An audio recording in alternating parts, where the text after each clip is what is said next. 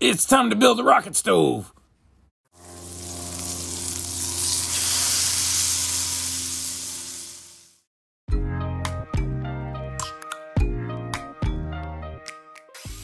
I like to use that 4-inch square tubing 1/8 wall. I cut about 18... Excuse me, I cut about 18-inch sections. And if you're gonna make one, you might as well make a couple for your friends too.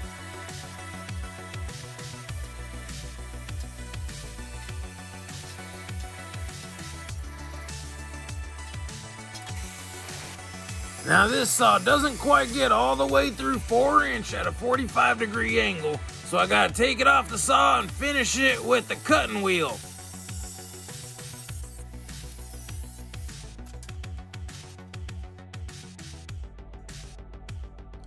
Okay, maybe I got a little carried away. Now it's time to mark your cuts to get the inside ready.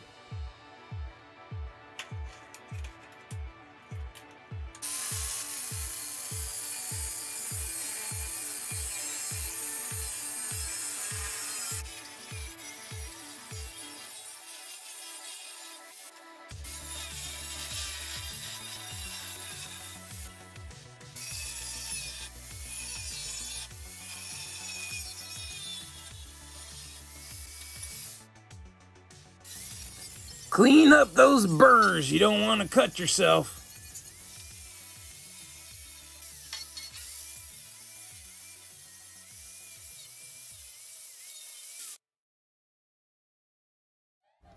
I cut a little square out of some flat plate for the bottom.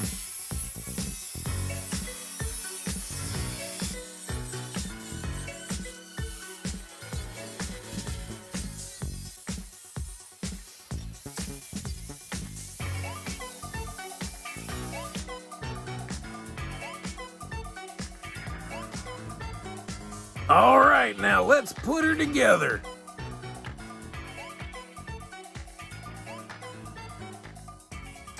After everything's straight and clamped up, I throw a couple tacks on it and get it good. Welding can be a dangerous sport. Make sure you wear your helmet and your gloves. You wouldn't want to turn into a fried potato.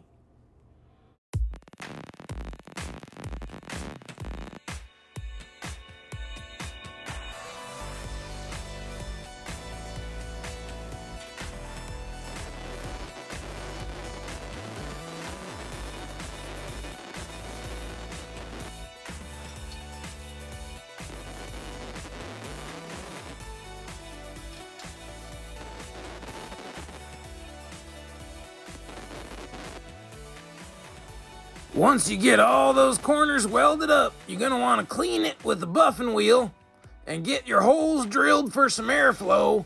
I like to do it on the top, maybe sometimes the bottom, who knows. Now you can get some pretty good legs out of rebar.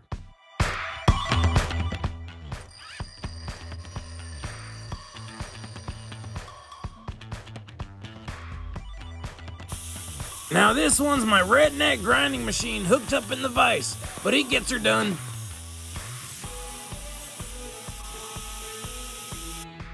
After you get your legs welded on nice and straight, you're gonna wanna go on to the top. I use some 1-inch flat bar, 1/8 inch, and I weld it nice and square and get myself a little T-square thing out of it.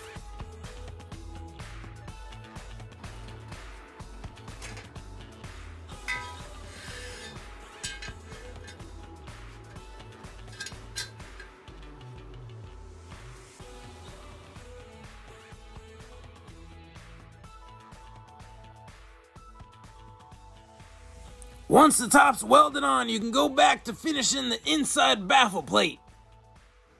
And boom, you got a basic rocket stove.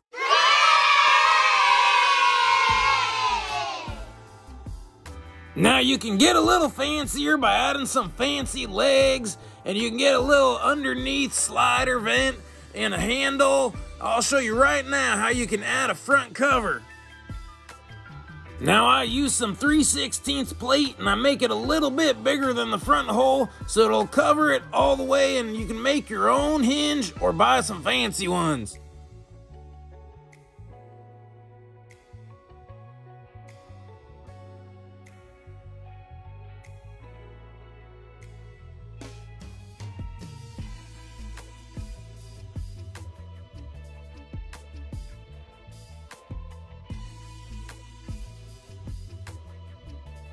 And that's it, fellas. After you've added all your fancy stuff, you're ready to barbecue.